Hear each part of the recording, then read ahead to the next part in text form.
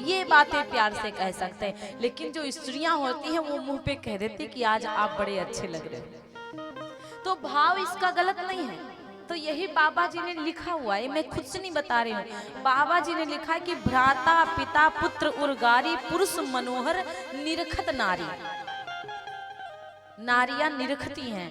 अच्छा, अब क्या हुआ, जब भगवान राम को सुपर्णखा ने देखा तो सुपर्णखा ने भगवान राम को देखकर तो समझो पगले हो गई। हुई विकल सक मन ही न रोकी।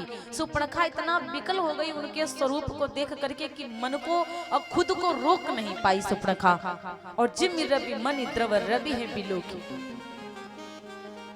अब वो अपने मन को नहीं रोक पाई जब सुपर्णखा, तो कहा जाता है, अब विचार करने लगी कि इतने सुंदर है, भाई कोई सामने हमारे सुंदर है, मेरा मन चला गया कि हाँ भैया वो सुंदर है। सुपर्णखा की तो अलग ही बात कर रहे हैं हम। सुपर्णखा की तो महाराज एक बात अलग ही है। कोई भी व्यक्ति होता है सोचने लगता है कि आज हम बारात जा रहे हैं, या हम बेटियां देखने जा रहे हैं, या हम लड़का देखने जा रहे हैं, तो सोसाइटी कैसी वहाँ की होगी, सब नंबर 1 कपड़े पहन के आएंगे, अच्छे पहन के आएंगे, तो हम भी यही सोचेंगे कि हमको भी बढ़िया बढ़िया कपड़े पहन के जाना है। क्योंकि वो सुंदर कपड़े पहनेंगे, हम थोड़ा फटे पहनेंगे तो मेरा सिस्टम ठीक नहीं लगेगा। इसलिए हर व्यक्ति चाहता है कि सामने वाले के पास जब जाएं तो हम वीआईपी कपड़े पहनकर जाएं। तो सुपर्णखा को भी पता है, वो कहाँ भगवान और ये कहाँ राक्षसी। इके फावड़ा के जैसे बड़े बड़े लंबे लंबे बाहर दांत निकले, फावड़ा के जैसे बड़े बड़े नाखून। तो इसके मन में आया कि इतने सुंदर दोनों राजकुमार हैं, तो सुंदर रूप बनाकर जाऊं, वरना ये तो देखेंगे भी नहीं महाराज। तो इसलिए सुपर्णखा ने क्या किया, रुचिर रूप धनि प्रभु पहि जाई, बोली वचन बहुत मुस्काई, बोली वचन बहुत मुस्काई, मम अनुरूप पुरुष जग माहे, अनुरूप पुरुष जग माहे, खोज्यो देखो खोज लोकते हुनाहे। सुपर्णखा क्या करती, सुंदर स्वरूप बनाई और सुंदर सा रूप लेकर के राम के सामने गई। और जब राम के सामने गई, माई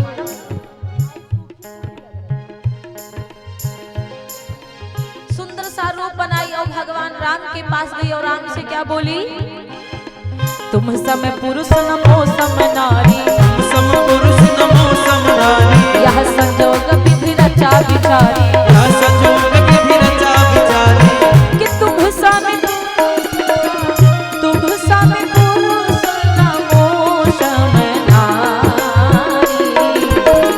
यह संजोग विधि रचा विचारी, यह संजोग विधि रचा विचारी।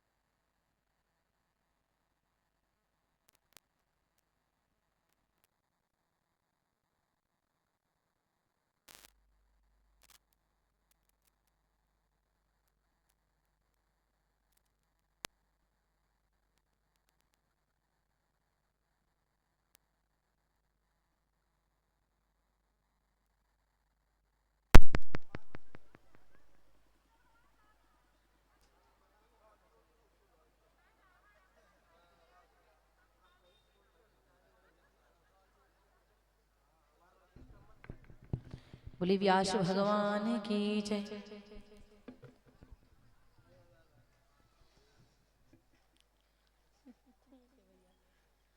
तो महाराज जी अब कहा जाता है कि अब तो क्या हुआ कि अब ये जो सुपर्णखा थी राम जी को देखा तो पागल हो गई, और जब राम जी को देख करके बिल्कुल पागल जैसी हो गई ना, सुंदर रूप बनाया, और सुपर्णखा सुंदर रूप बना करके खुद को बेचारी नहीं रोक पाई, राम जी के सामने पहुंच गई।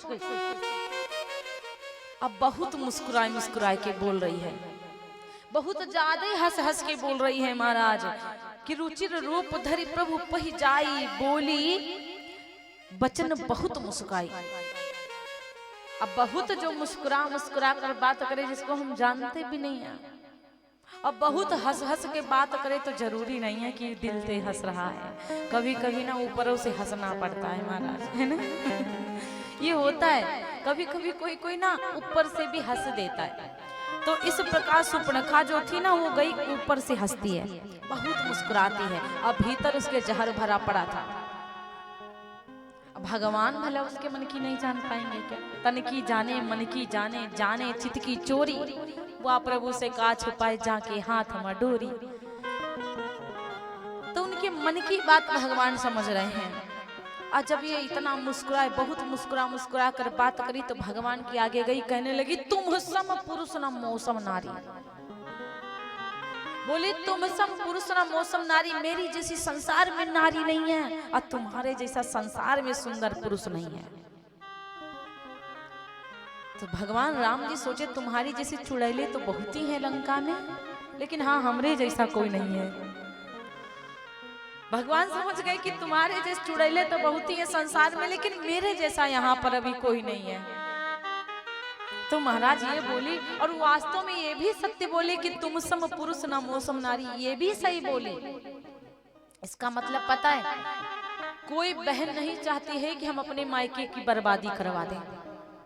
उस समय कोई ऐसी बहन नहीं थी जो चाहे कि हम अपने मायके को बर्बाद करवा दें या एक स्त्री को विधवा बनवा दें, कोई नहीं चाहती थी, केवल सुपर्णखा ही चाहती थी उस समय। इसलिए सुपर्णखा की जैसी कोई उस समय थी भी नहीं, और भगवान राम के जैसा भी उस समय कोई नहीं था, क्योंकि किसी की हिम्मत नहीं थी रावण से वध करे, रावण से युद्ध करे, रावण से झगड़ा ले।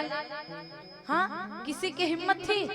कोई की हिम्मत नहीं थी। यहाँ तक कि शनि देवता को उल्टा लटका के रखा था रावण। पुष्प जो अशोक वाटिका थी ना, तनिक भी हवा बहती थी, थोड़ी सी भी पत्ती टूट कर गिरती थी तो पवन देवता फिर से बाहर नहीं आते थे। बताओ, हवा चलाकर बाहर करके लेके जाते थे, साफ सफाई करते थे। तो रावण बड़ा रोबी था, रावण बहुत रोबी था। ऐरू गैरू नथु खैरू नहीं है रावण, बहुत बड़ी हस्ती है रावण महाराज। भगवान के जैसा उस समय कोई था भी नहीं कि रावण से युद्ध कर सके, रावण को चुनौती दे सके, और भगवान के भाई अभी ये चुनौती देंगे।